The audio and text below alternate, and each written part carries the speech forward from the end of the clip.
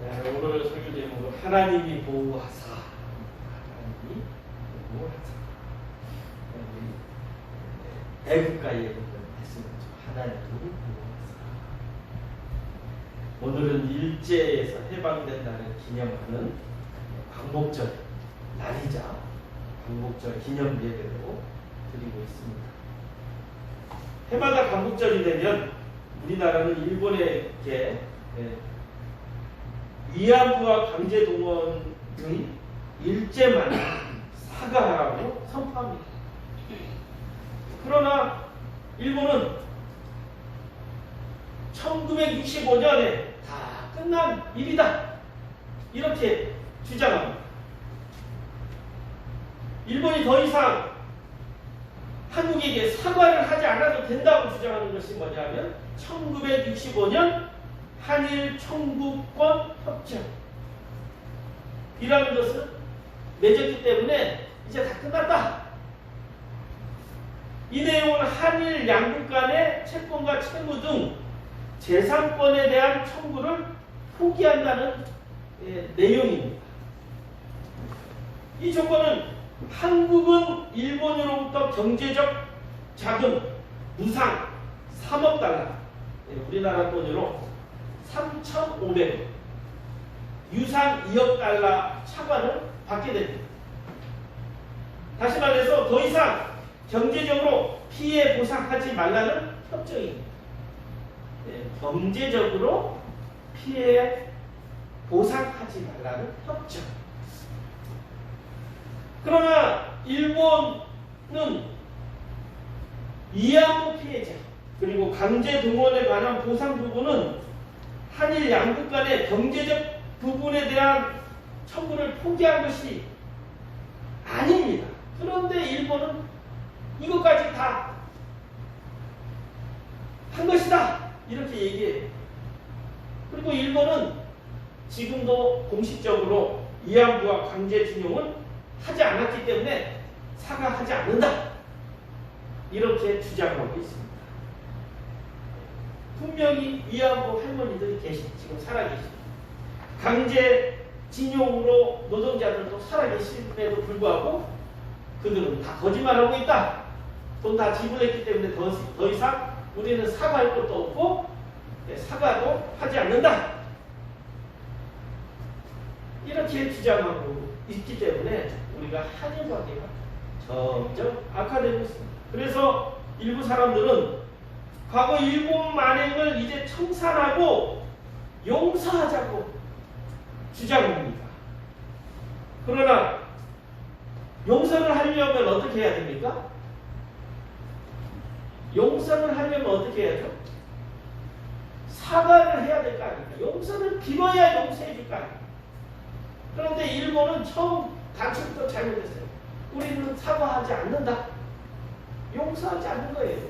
강제 동원도 없었고 위안부 이것도 없었다. 기록에 다 나왔는데도 계속 날조하고 있어요. 용서해야 하려면 용서를 빌어야 사과를 해야 용서해 줄 것인데 그것이 안 됩니다.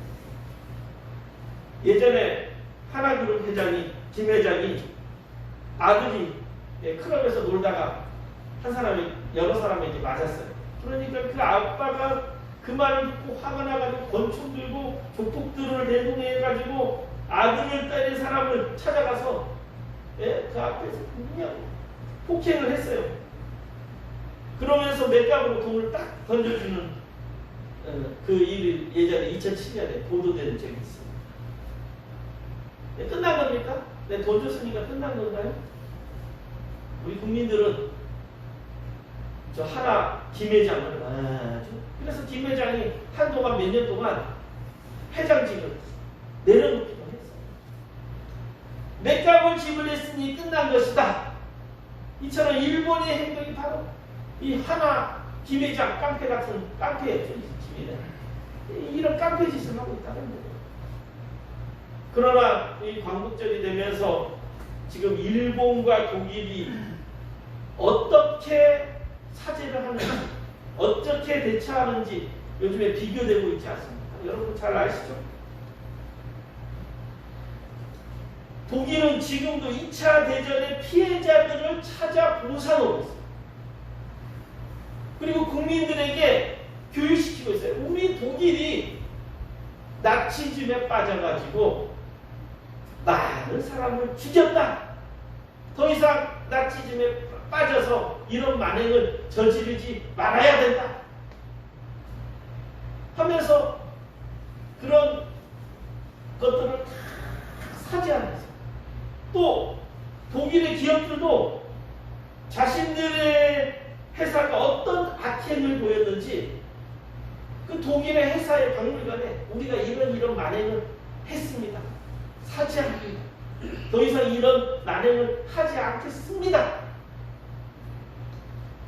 이렇게 독일의 기업들은 이렇게 열심히 사죄하고 있어요. 그러나 일본의 나라도 일본의 기업도 사죄 전혀. 근데 참 신기하죠. 저는 지금도 이해 안 되는 것이 일본 사람들이 제일 많이 하는 말이 미안합니다. 스미마셍이라고 그러죠. 지금도 미안합니다를 하는데 진짜 말로만 미안합니다 하지 진짜 미안하다는 말은 안 하고 있다는 것이죠. 오늘 말씀은 이 광복을 맞아서 바벨론 포로 70년의 회복의 역사를 보여주고 있습니다. 바벨론 제국에 의해서 이스라엘 나라가 망하여 포로로 잡혀간 이스라엘 백성들이 70년 만에 돌아올 것을 에레미야 선지자가 예언한 말씀입니다. 그러니까 바벨론 포로로 잡혀가기 직전에 에레미야가 쓴 선지서예요. 그런데 실제로 이루어졌다는 거예요. 바벨론 제국이 망하고 다음 제국 바사왕 고레스 왕에 의해서 하나님의 말씀대로 1차, 2차, 3차를 통해서 바벨론 포로들이 다 예루살렘으로 돌아오게 되었다는 거예요. 이처럼 우리가 분명히 믿어야 할 것은 우리 하나님은 세계의 역사를 주관하시고 우리의 인간의 마음을 다스리시며 당신께서 약속하신 것을 반드시 지키신다는 것입니다. 오늘 주신 본문의 말씀 속에서 우리가 믿는 하나님은 어떤 분으로 나타나고 있는지 함께 살펴보면서 온전히 하나님을 믿고 또 우리 그리스도인들이 어떤 소망을 가지고 대한민국 국민으로서 살아가야 되는지 오늘 말씀을 전하고자 합니다. 먼저는 하나님은 당신의 백성을 보호하십니다. 보호하사라는 뜻은 뭐냐면 보호하시고 도와주신다라는 말이에요. 보호하사는 보호하시고 도와주신다. 하나님은 우리나라를 보호하시고 도와주었습니다. 마치 애국가 가수처럼 하나님이 보호하사 우리나라 만세가 되었습니다. 역사를 보면 우리나라는 여러 번 망할 뻔한 나라였습니다. 중국과 몽골과 또 여러 나라를 통해서 우리나라를 침범했어요. 수나라, 당나라, 청나라 모두 한반도를 공격하였어요. 그런데요, 참 신기한 것은 한반도를 공격하다가 그 나라가 끝납니다. 대단한 나라죠. 그리고 우리나라가 독특한 나라입니다. 이스라엘과 좀 비슷한 나라예요. 왜냐하면 이스라엘은 한민족입니다. 우리나라도 한민족. 한민족의 나라가 많지 않아요. 중국은 57개 민족으로 이루어집니다. 일본도 여러 나라 민족으로 이루어진다. 베트남도 그러니까 전 세계 사람들은 한민족이라는 것이 아주 대단한 겁니다. 별로 없어요. 한민족으로 나라가 이루어진 나라는 거의 없다. 그러나 이스라엘과 대한민국은 한민족으로 이루어졌다라는 것입니다. 그리고 일본이 침략하고 결국 36년간 일제 식민지화 되었지 않습니까? 그러나 일본이 2차 세계대전에서 미국에게 핵폭탄 2대로 그냥 망해가지고 우리가 해방되었습니다. 그런데 몇 년도 안 돼가지고 1950년 6.25 전쟁으로 완전히 망한 나라가 대한민국입니다. 그런데 여러분도 잘 아시다시피 우리나라가 G7에 들어가는 선진국이 되었다. 그래서 요즘에 우리나라를 모범으로 우리 대한민국처럼 우리나라도 되자 해가지고 지금 하는 나라들이 여러 나라가 있습니다. 베트남이요 우리나라를 얼마나 모범으로 봐가지고 제2의 한국이 되고자 노력하고 있습니다. 근데 우리나라보다 이 아시아보다 중남미의 나라들이 대한민국처럼 되고자 라고 지금 어디입니까? 코스타리카, 멕시코, 브라질 많은 나라들이 어떻게 최빈국인 대한민국이 선진국이 되어가 다큐로 그냥 몇 부작으로 지금 방송하고 있대요. 남미에서, 중미에서 그리고 또한 아시아에 있는 많은 나라들이 대한민국을 담고자 합니다.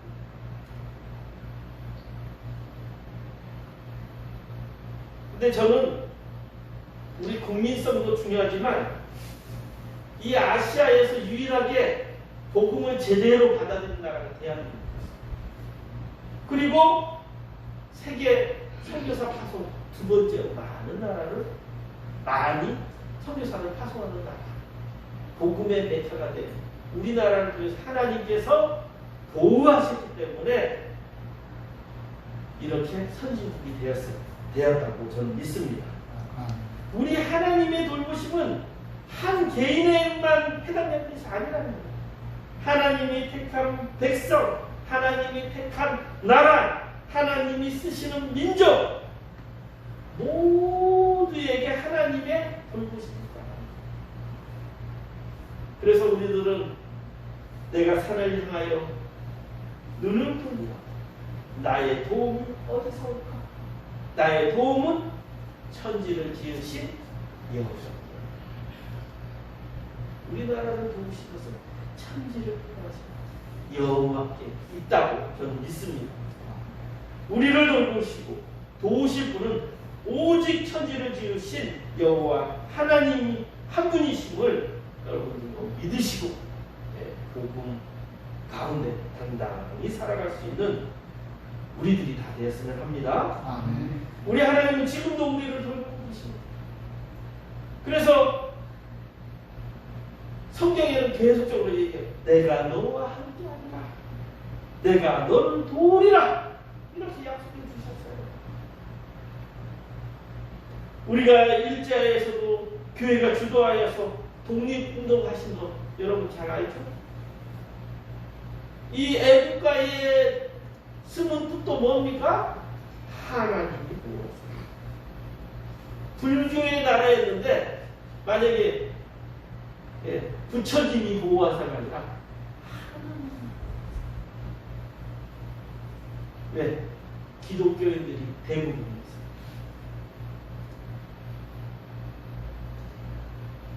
독립운동하던 대부분이 기독교인이에요. 그래서 우리나라 국민을 개화시키는데 그 기독교가 얼마나 크게 이바지했는지 여러분 잘 아실 것입니다. 그래서 우리 제주도는 별로 없어요. 그러나 기독교가 육지로 가보면요. 병원도 예수병원, 기독교 병원들이 얼마나 많은지 모릅니다. 양로원, 고아원 대부분이 기독교가 처음 시작했어요. 그래서 우리나라에 지금도 70%, 약 70%가 사회 봉사에 임하지 않고 있다는 거예요. 그래서 우리 교회들 그리고 성당들이 이 양로원, 고아원 이런 것들을 다 내려놓으면요 완전히 우리나라가 그냥 사회 약자들을 어떻게 보호할 수 있는 방법이 없어요. 그 정도로 우리나라의 기독교가 숫자는 작지만 많은 70% 이상을 차지하고 있다. 우리 하나님이 보호하심을 여러분 믿으시기 바랍니다. 그리고 두 번째로는 하나님이 우리의 기도를 응답해 주십니다. 여러분 따라합시다. 하나님이 우리의 기도를 응답해 주십니다. 하나님이 우리의 기도를 응답해 주십니다. 오늘 말씀 너희가 내게 부르짖으며 내게 와서 기도하면 내가 너희의 기도를 들으실 것이요 너희가 온 마음으로 나를 구하면 나를 찾을 것이요 나를 만난다. 부르짖으며 내게 와서 기도하면 너희의 기도를 들으실 것이라고 얘기했습니다. 하나님은 이스라엘 백성들이 부르짖으며 기도하라고 하셨습니다. 왜 부르짖으라고 하셨을까요? 부르짖어 기도하면 응답해 주시겠다고 약속해 주셨기 때문입니다. 예레미야 선지자가 예언대로 바벨론의 포로로 잡혀간 백성들을 위해서 기도하라고 백성들에게 얘기하고 있어요. 그러면 하나님께서 약속하신 대로 분명 다시 돌려보내실 것이다. 다시 이 땅으로 오게 될 것이다. 약속했기 때문에 너희들은 부르짖으며 하나님께로 와서 기도하라. 예레미야를 선포하고 있습니다.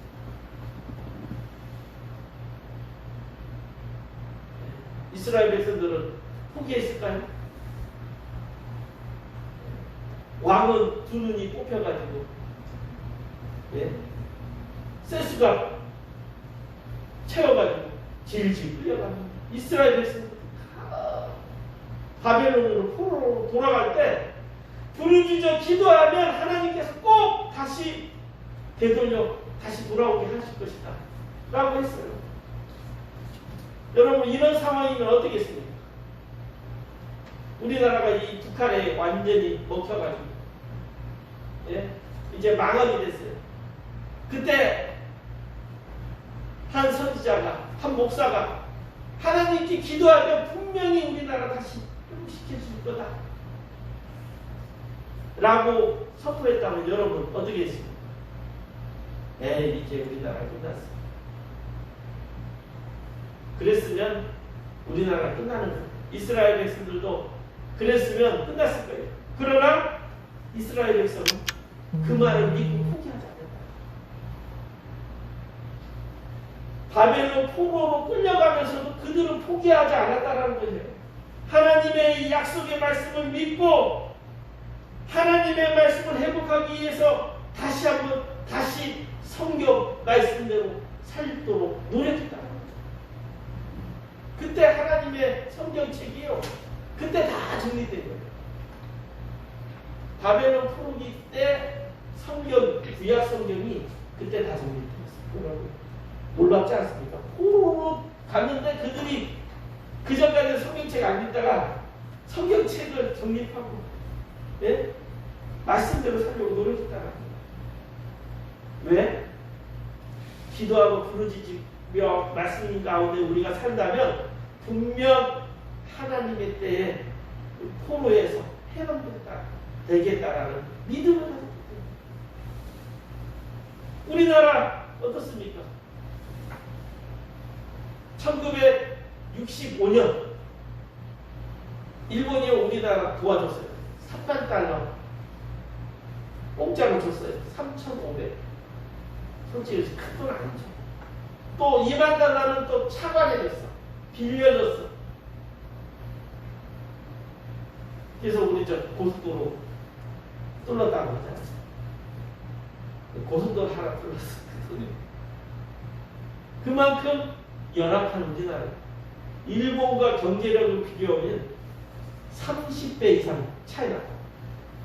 한마디로 우리나라 남한하고 북한 차이 정도 되는데 그러니까 일본이 차관 빌려주면서 이 나라가 뭐 앞으로 희망이 있겠어. 이 돈 주면 그냥 예? 몇 달 국민들 먹다가 이렇게 되겠지. 이렇게 생각했을 거라는 거예요. 희망이 없었다는 거예요. 그런데 우리나라 어떻게 됐어요? 여러분 깜짝 놀랄 그 말이 2019년에 PBT 구매력 지수가 있어요. 구매력 지수. 그 말은 뭐냐면 우리가 월급을 받아요. 지금 일본 월급 평균 월급과 우리나라 평균 월급을 따지면 우리나라가 조금 더 높죠. 여러분 놀랍죠? 평균 월급이 우리나라가 더 높아요. 그리고 또 그 월급을 가지고 생활할 때 여러분 우리 여기 박경화 지사님 잘 알겠지만 일본요 교통비가 우리나라보다 3배 이상 비싸요. 얼마나 비싸요? 특히 고속도로 이용료는요 우리나라보다 몇 배 더 비싸요. 예를 들어서 부산에서 서울에서 부산까지 일본에서 고속도로 이용료를 한다면 10만 원이에요. 고속도로 이용료. 기차도 얼마나 비싼지 몰라요. 대중교통이 엄청 비싸요. 그러니까 그 월급 갖고 생활할 때 힘들다는 거죠. 근데 벌써 2019년에 구매력 지수는 우리나라가 뛰어넘은 거죠. 일본. 그리고 경제력도 보면 이제 2배 정도 되게 차이가 나요. 우리나라 경제랑 일본 경제랑 우리나라가 지금도 좀 낮지만 2배 정도 되게 차이 나요. 왜냐하면 일본 인구가 2.5배잖아요. 그러니까 인구력으로 보면 우리나라가 지금 더 잘 산다는 거예요. 지금 중국이 우리나라보다 몇 배 경제력 높지만 중국이 잘 산다고 봅니까? 아니죠. 인구가 많으니까 우리나라보다 경제가 큰 거예요.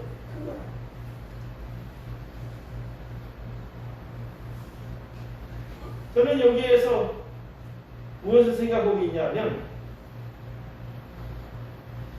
우리나라도 북한을 위해서 다시 북한과 통일을 위해서 기도할 때라고 저는 생각합니다. 우리 국제적으로 보면 통일이 이루어질까요? 안 이루어질까요? 이루어지기가 너무 어렵습니다. 왜? 남북 통일이요 되는 것을 중국, 미국, 일본 동의해야 가능해요. 그런데 남북 통일을 제일 싫어하는 나라가 이 세 나라입니다. 중국, 일본, 미국. 미국도 우리나라가 통일돼버리면 어떻게 해요? 우리나라 지금 미국의 군사비로 1조 이상 지출하고 있어요. 또 무기들을 사들이는 것까지 합치면 몇 조를 1년에 미국에 바치는 거예요. 근데 우리나라가 통일되면 미국 의존할 필요가 없잖아요. 그럼 몇 조는 있는 거예요. 또 중국은 어떻습니까? 우리나라가 남북이 통일돼버리면 우리나라가 얼마나 이제 힘이 세지겠어요. 일본도 마찬가지. 그러니까 대한민국 통일이 정말 어렵다는 거예요. 그렇지만 하나님께서 우리가 기도하고 부르짖으면 분명 통일을 이루실 것이라 저는 그런 소망을 했습니다. 우리가 부르짖으며 하나님께 기도하고 하나님의 방법으로 통일을 이루실 것이다. 여러분 믿으시고 저도 매일매일 기도 안 했었어요. 그런데 이스라엘 백성들은 바벨론 포로기에 때 하루에 3번 매일매일 하나님 우리 예루살렘 회복시켜 주옵소서. 매일매일 기도했다는 거예요. 우리 기독교인들 요즘에 욕드는 이유 중에 하나가 뭐냐면 통일을 위해서 매일매일 기도 안 하는 거예요. 어떤 기도만 하느냐? 내 자식, 내 가족을 위해서만 개인주의적 기도만 했기 때문입니다. 저는 다시 예전처럼 나라를 위해서 기도해요. 특별히 우리나라 통일을 위해서 우리 기독교인들이 기도해야 될 게 있습니다. 어제 뉴스에서 보니까요, 대한민국 국민 40%가 통일을 원하지 않습니다. 좀만 있으면 또 문재인 정권의 통일로는 한 65%가 반대합니다.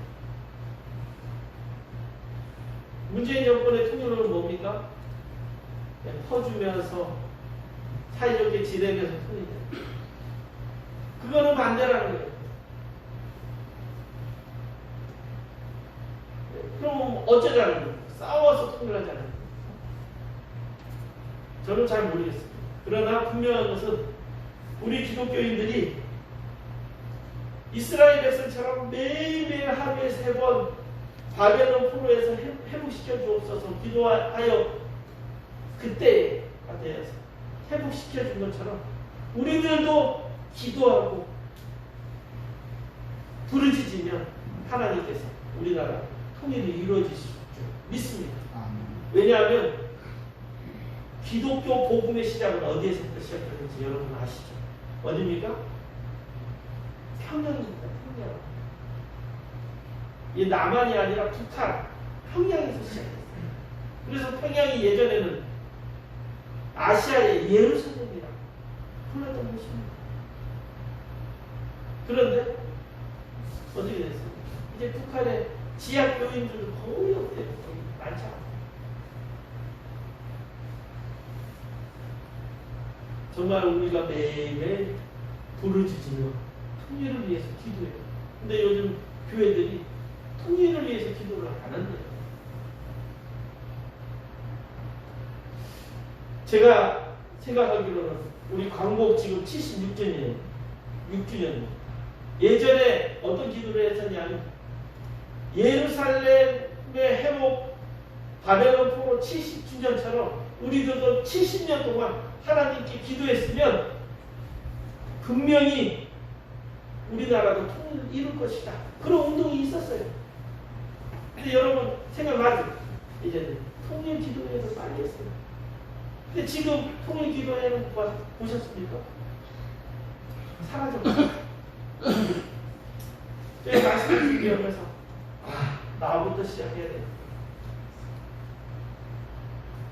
우리나라가 70년 동안 매일매일 하루에 3번씩 통일을 위해서 기도했다라면 바벨론을 회복시키는 70년의 기간처럼 우리나라도 통일을 이루었을 것이라 생각해요.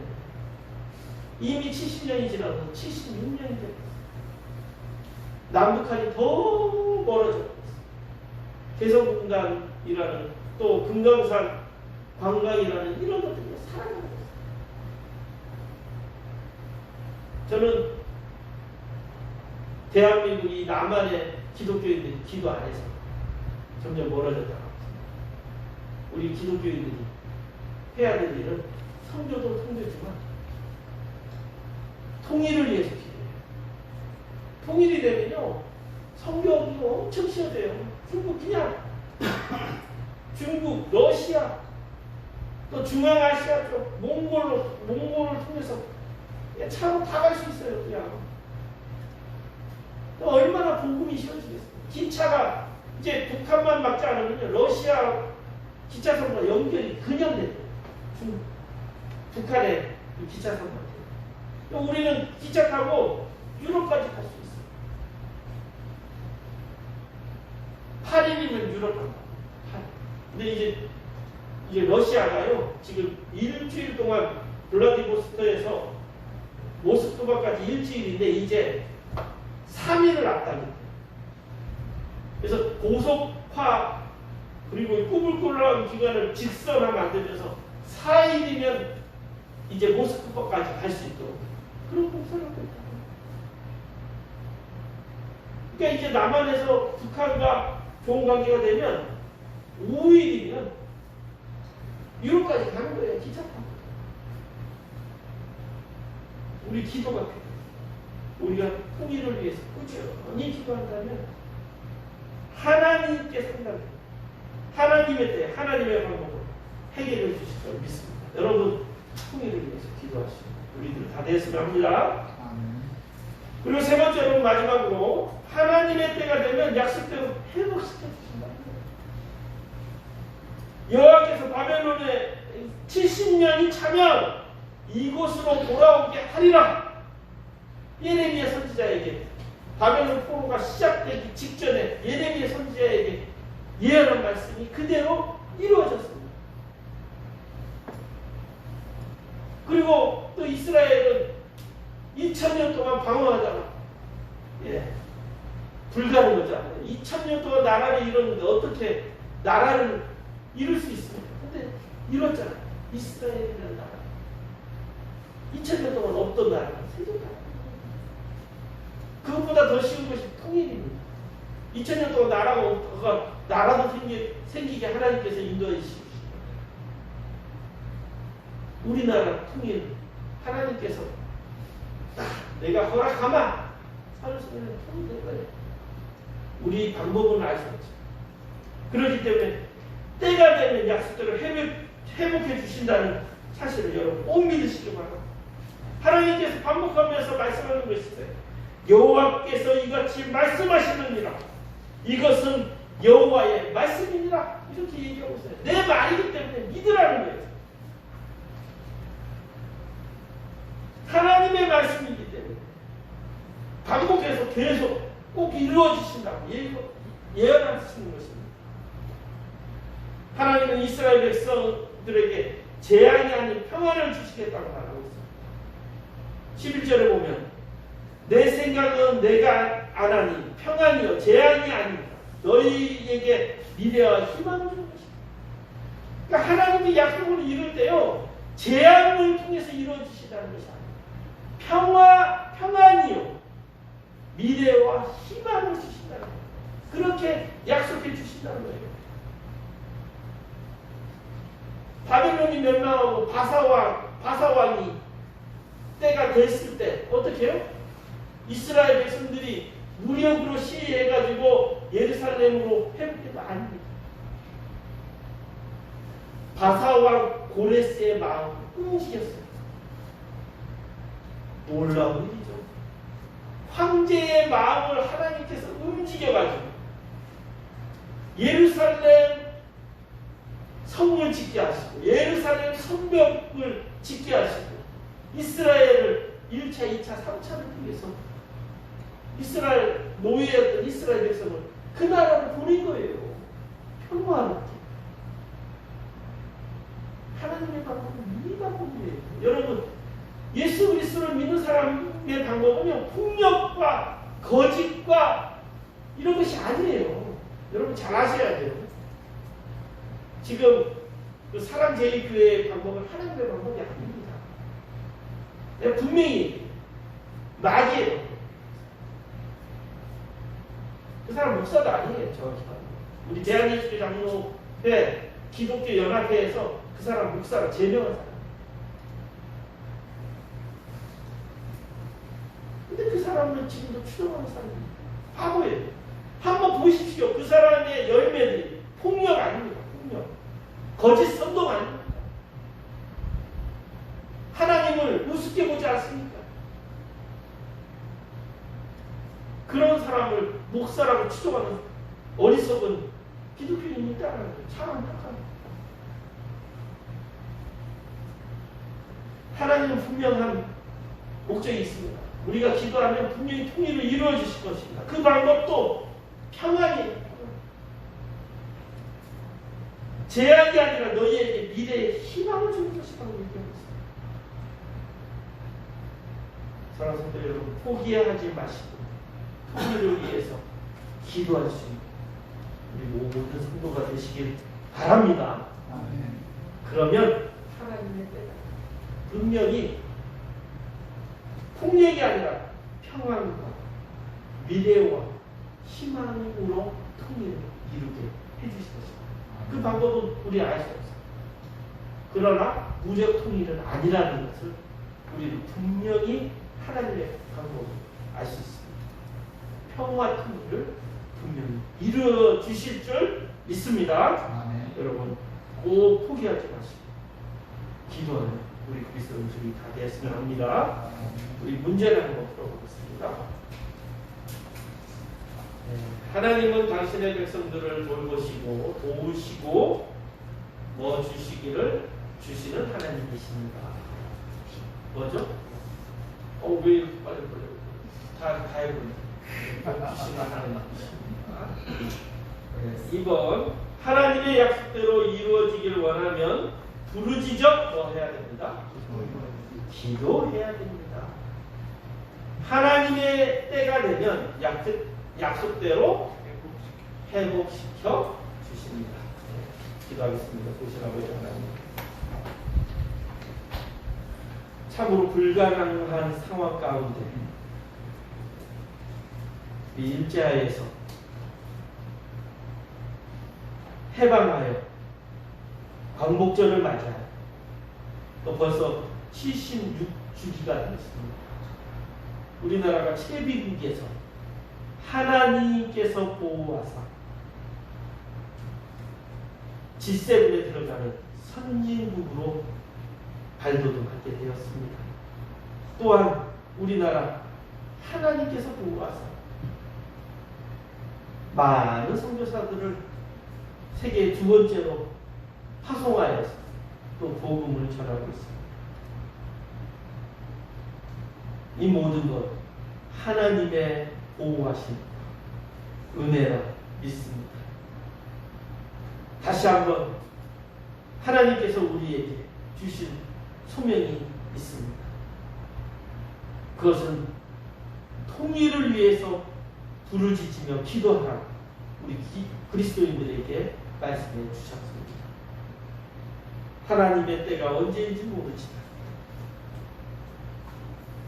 우리 그리스도인들이 통일을 위해서 다니엘처럼 에스더처럼 느헤미야처럼 에스라처럼 매일매일 기도하시는 우리 그리스도인들 다 되게 하여 주시고 그 통일이 평화 통일 되게 하여 주옵소서. 예수님의 이름으로 기도드렸습니다. 아멘.